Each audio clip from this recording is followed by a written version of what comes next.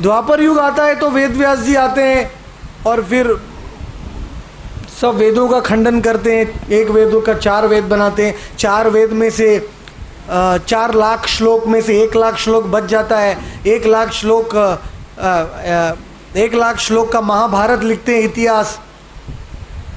फिर और 1 लाख श्लोक इतिहास लिखते हैं महाभारत। वेदांत सूत्र लिखते हैं, 108 उपनिषद लिखते हैं। लेकिन ये सब लिखने के बाद भी वेद व्यास जी को सुख नहीं मिलता है, संतोष नहीं होता है। तो वेद व्यास जी सोचते रहते, अरे मैंने संसार का इतना बड़ा सेवा किया, इतने सब वेदों का रचना किया, इतने सब ग्रंथ लिखे, मेरा समय मैंने दिया, लेकिन मुझे आनंद क्यों नहीं मिल रहा है? भगवान का सेवा किया तो आनंद मिलना चाहिए। उस समय में वो दुखी थे। तो नारद जी, उनके गुरु जी आ जाते हैं और नारद जी कहते हैं, अरे बेटा, देखिए नारद जी वेद व्यास जी जवान है, लेकिन उनको बेटा कहते हैं, शिष्य है, तुमने श्रीमद् भागवत महापुराण नहीं लिखा, इसलिए तुमको संतोष नहीं मिल रहा है।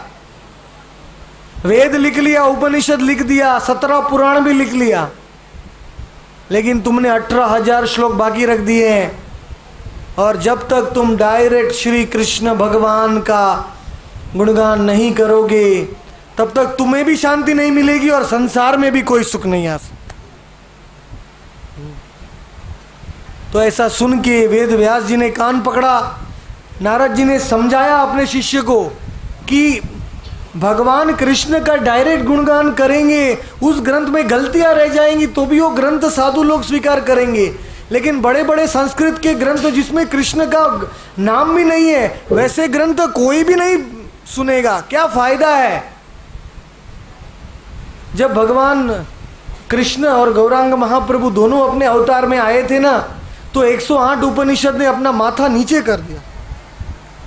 उनको शर्म आ गई थी कृष्ण के प्रति और गौरांग के प्रति। वो माथा ऊपर नहीं उठा रहे थे, क्योंकि उन उपनिषदों में कृष्ण का उल्लेख है ही नहीं। खाली एक ही उपनिषद ने माथा ऊपर किया था। वो कौन सा उपनिषद है?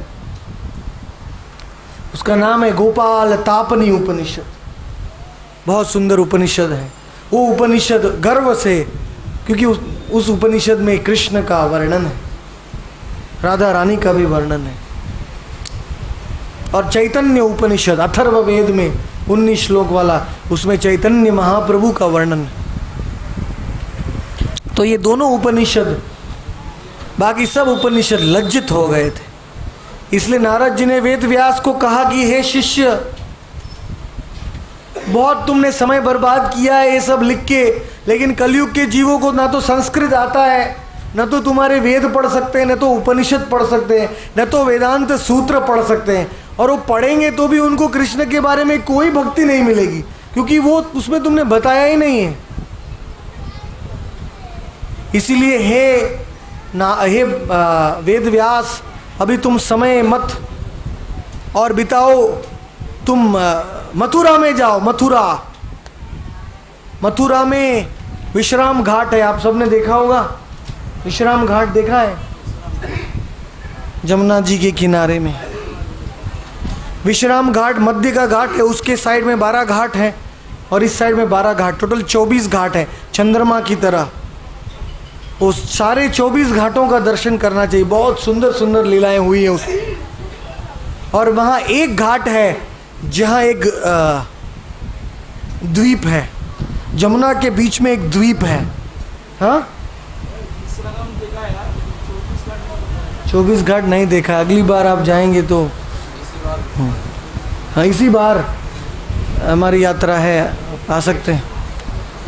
25 अक्टूबर से लेकर 25 अक्टूबर से 4 नवंबर तक 11 दिन का हमारा ब्रज यात्रा है इस साल में।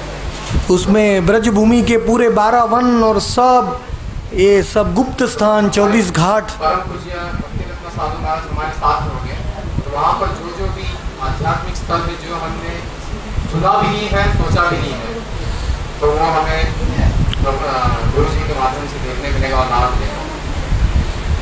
तो ये 12 घाट में एक घाट है जो वेद व्यास जी का घाट है, जहाँ जमुना के बीच में पराशर मुनि वेद व्यास जी के पुत्र और सत्यवती नौका में जा रहे थे, वहाँ घने बादल आ गए, वर्षा होने लगी और वेद व्यास जी का जन्म नौका के ऊपर हुआ, उस द्वीप में हुआ।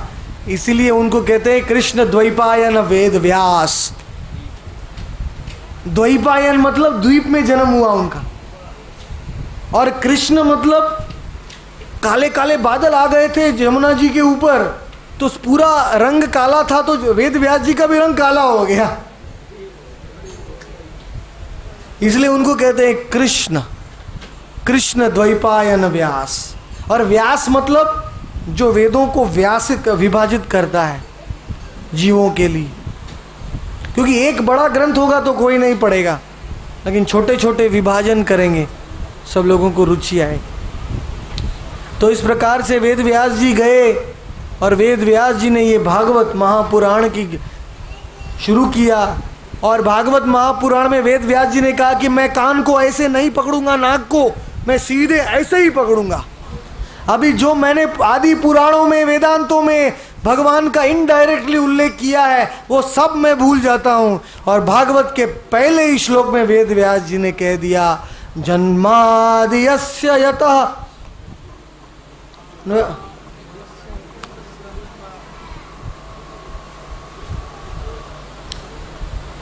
जिसमें से सब कुछ निकला है वही कृष्ण। जन्म जिसमें से सब कुछ जन्म लिया है वही भगवान। स्रोत उनका मैं उल्लेख करने जा रहा हूं। इतरतस अभिज्ञ स्वराट, जो पूर्ण रूप से स्वराट है। तेने ब्रह्म हृदय आदि कवये मुह्यन्ति यत्सूर, जिनकी नाभि में से ब्रह्मा निकले, ब्रह्मा जी ने भी भागवत सुना चतुश्लोकी, उन कृष्ण का मैं उल्लेख करने जा रहा हूं।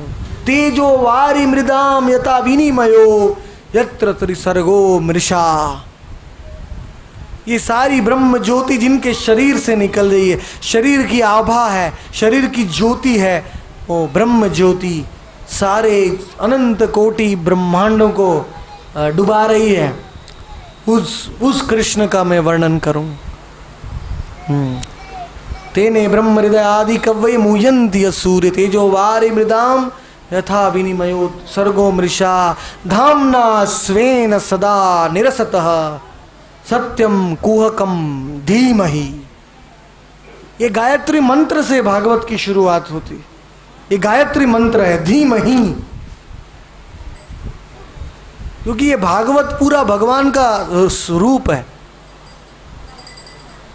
पहला स्कंद भगवान का चरण है। हम धीरे धीरे ऊपर जाएंगे, चरण से, जांघ से, घुटन से, कमर से, पेट से होके, वक्षस्थल से, गले से, फिर मुखारविंद तक पहुँचेंगे।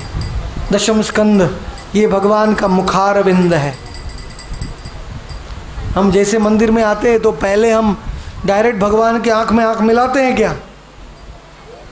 नहीं मिलाते, अपराध हो जाता है। कोई बड़ा व्यक्ति आएगा तो पहले हम नीचे देखते हैं, चरण की तरफ। हाँ, ऐसे कर, ये तो भाग जाएगा, आएगा नहीं। वैसे जो लोग डायरेक्ट दशम स्कंद में कथा करते हैं, शुरू से लेके दशम स्कंद ही चालू कर देते हैं, गोपियों की लीला, तो भगवान को समझ नहीं सकते।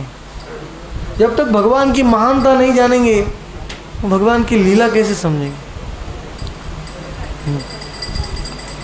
तो इसलिए हम प्रत्येक स्कंद का श्रवण करेंगे। पूरे 7 दिन में सुबह 7 बजे से लेकर शाम को 7 बजे तक हमारे शिष्य हैं राधांगी माता जी, वो वहाँ केरला में, मुंबई में आदि सब जगहों में भागवत सप्ताह करती हैं।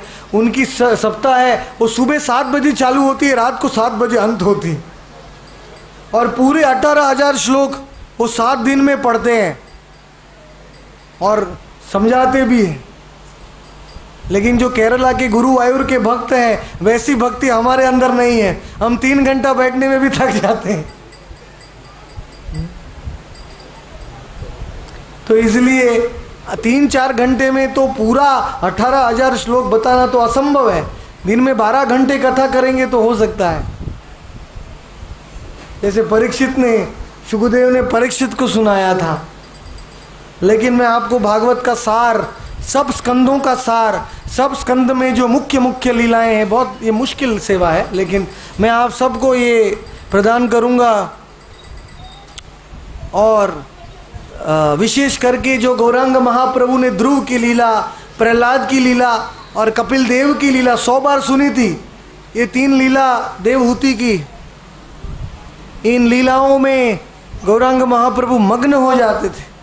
ये लीलाओं में बोध बहुत है, शिक्षा बहुत है। प्रहलाद की लीला में बहुत ही शिक्षा है।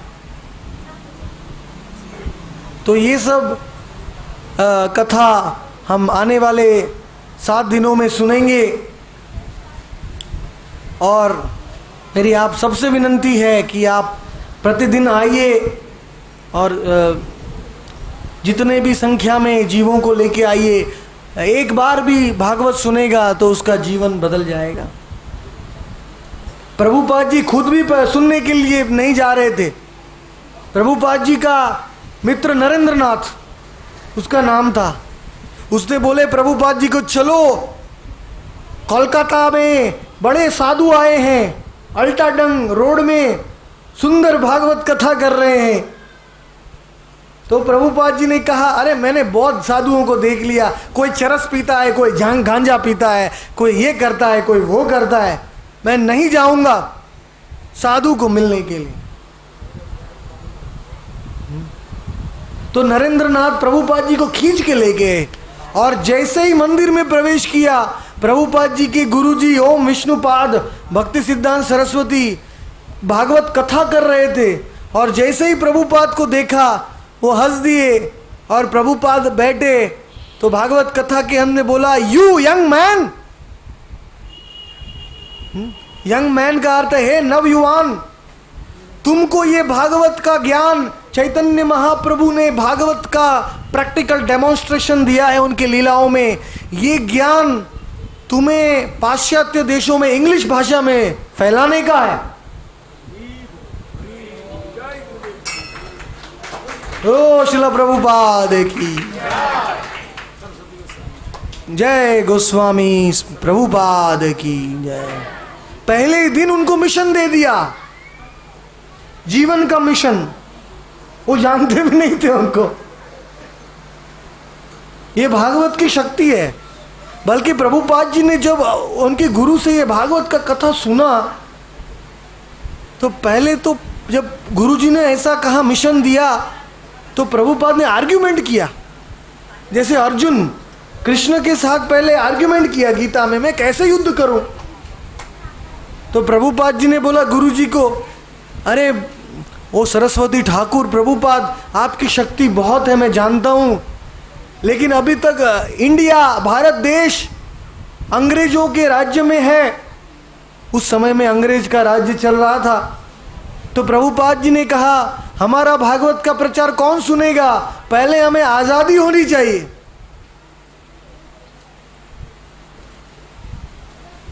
प्रभुपाद जी गांधी जी के अनुयायी थे, पहले खादी का कपड़ा पहनते थे। तो भक्ति सिद्धांत सरस्वती ने कहा कि भागवत का प्रचार कोई देश की कोई पॉलिटिकल अवस्था के ऊपर निर्भर नहीं है। भागवत का प्रचार हर एक जीव के आत्मा के ऊपर है। अंग्रेज लोग भी आत्मा है और भारत के लोग भी आत्मा है। ऐसा मत सोचो आज अंग्रेज हैं कल भारत आएंगे। वो अंग्रेजों भी से भी ज्यादा भारत लोग आके भ्रष्टाचार करेंगे तो क्या होगा। तो पूरे देश का तो परिवर्तन होते ही जाएगा। कभी भूकंप होगा, कभी अकाल होगा, कभी भ्रष्टाचार होगा, कभी नेताएं बदलेंगे, कभी एटम बॉम्ब फूटेंगे, लेकिन आत्मा की भलाई रोक नहीं सकते हम, क्योंकि हमको ये जन्म वापस यहां नहीं आने का है। जिसको यहां आने का है वो घर में बैठ सकता है, जरूर जन्म होगा दूसरा। पर जिसको यहां नहीं आना है उसको तो ये अपना आत्मा का कार्य शुरू रखना चाहिए। इसलिए सौनक ऋषि हजारों ऋषि मुनि को इकट्ठा किया और शौनक ऋषि खड़े हो गए और व्यासपीठ बनाया। अभी व्यासपीठ में किसको बिठाना वो सोच रहे हैं। उतनी देर में उनको पता चला कि जो श्रीमद् भागवत की कथा सुखदेव गोस्वामी ने सुना था, वो सुखदेव गोस्वामी के मुख से उनके परम शिष्य ने सुना था। उनका नाम है सूत गोस्वामी। सूत गोस्वामी को हम सिंहासन में बिठाएंगे क्योंकि उन्होंने गुरु जी के मुखार विंद से सब अमृत पिया है, इसलिए बता सकते हैं, बोल सकते हैं।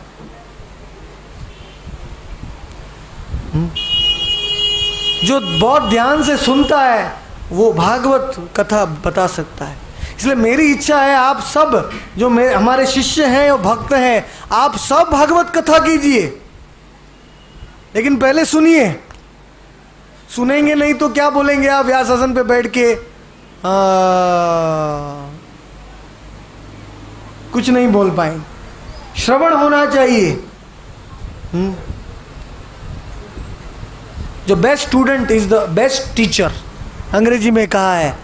जो सबसे अच्छी तरह से सुनता है वो उसके हृदय में भगवान प्रकट होते हैं, वो दूसरे को बताता है, वो प्रेम उमड़ता है।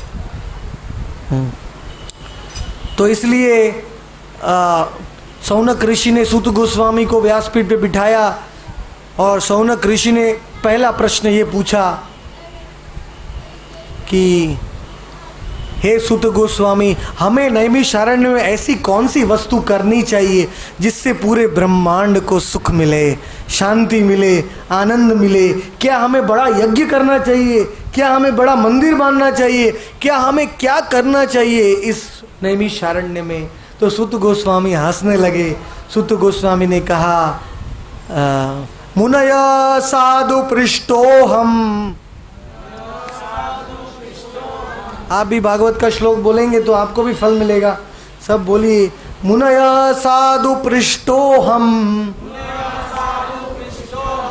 भवद्भीर लोक मंगलम यत्कृतः कृष्ण संप्रश्नो येनात्मा सुप्रसिद्धति।